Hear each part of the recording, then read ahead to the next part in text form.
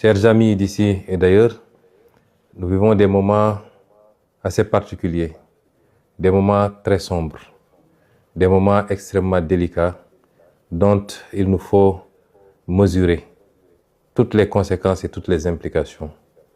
Depuis 2 jours, s'est déclenché au Moyen-Orient une guerre, il faut l'appeler telle qu'elle, déclenchée par les États-Unis d'Amérique et leurs alliés israéliens qui ont choisi de frapper un pays, notamment l'Iran, et qui ont déclenché la riposte de ce pays qui a embrasé toute la région du Golfe. Nous serons très naïfs si nous pensions que ça se limiterait à cela. Nous souhaitons tous que ça n'aille pas plus loin que ça. Mais nous devons être pessimistes, voir les choses de la manière la plus lucide et la plus réaliste possible.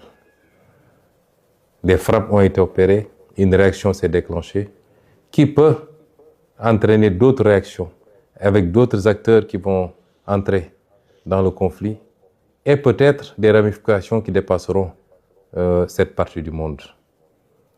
C'est déplorable parce qu'à la base, nous sommes dans une situation, depuis 1 an maintenant, nous sommes dans une situation de remplacement du contrat social mondial par un retour à l'état de nature, de liquidation du droit international, où un pays peut se donner le droit à tout moment de kidnapper des présidents, de s'attaquer à d'autres pays, d'asphyxier des pays pour annoncer en prendre possession pacifiquement plus tard.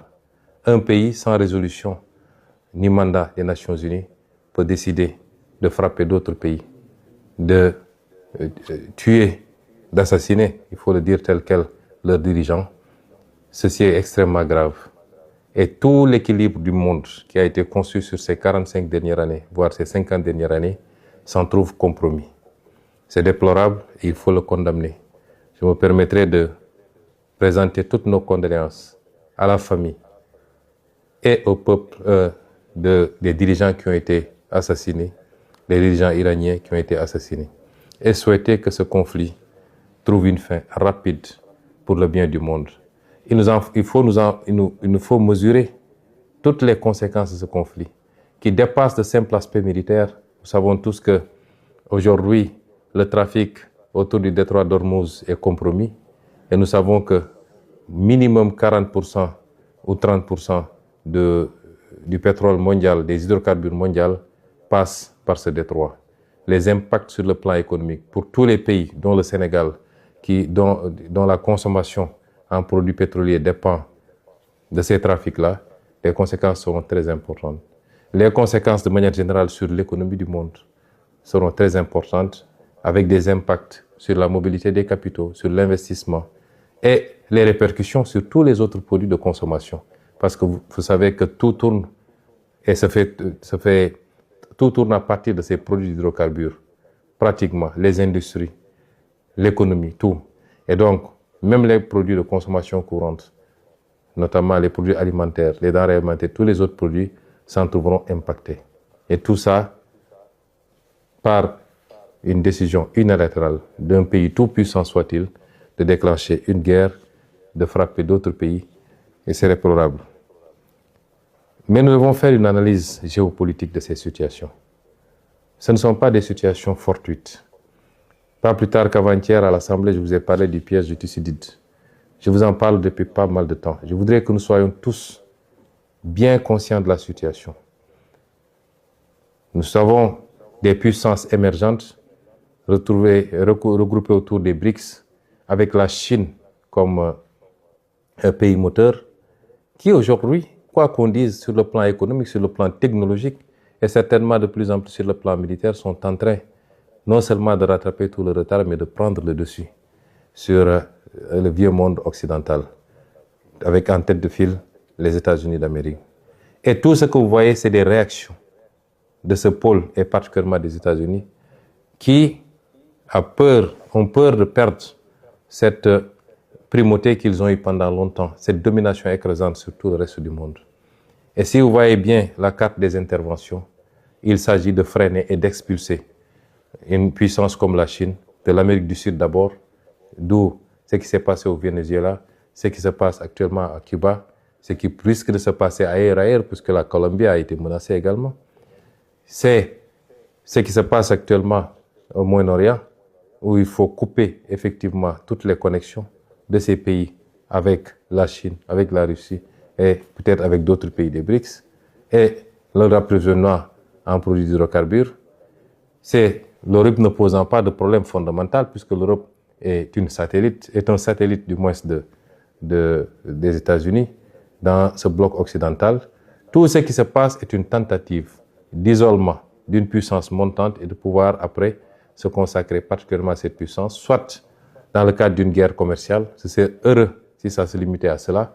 Nous ne souhaiterons pas que ça aille beaucoup plus loin pour des puissances dotées d'arsenal nucléaire et maîtrisant des technologies de plus en plus extrêmement sophistiquées. Nous sommes dans ce contexte géopolitique bien particulier. Quid de l'Afrique? Parce qu'on a parlé de l'Europe, on a parlé de l'Amérique, on a parlé de l'Asie. Et comme d'habitude, il est très difficile de parler de l'Afrique, puisque les Africains n'ont jamais pris la responsabilité pour comprendre les enjeux et comprendre qu'ils n'ont pas d'amis, ils n'ont pas de parents et qu'ils doivent compter sur eux-mêmes par les réformes qu'il faut, par le règlement d'un certain nombre de contentieux ou de conflits inutiles, par la stabilité, mais surtout par le travail, se mettre au travail. Nous sommes le continent qui n'existe pratiquement pas sur la carte géopolitique, mais qui semble être la seule à l'ignorer. Et nous sommes là encore dans des débats secondaires qui n'apportent rien au monde, qui n'apportent rien à l'Afrique, et qui ne rapportent rien à nos pays plus individuellement. Cette Afrique-là, qui n'est jamais sortie sous le joug de la colonisation.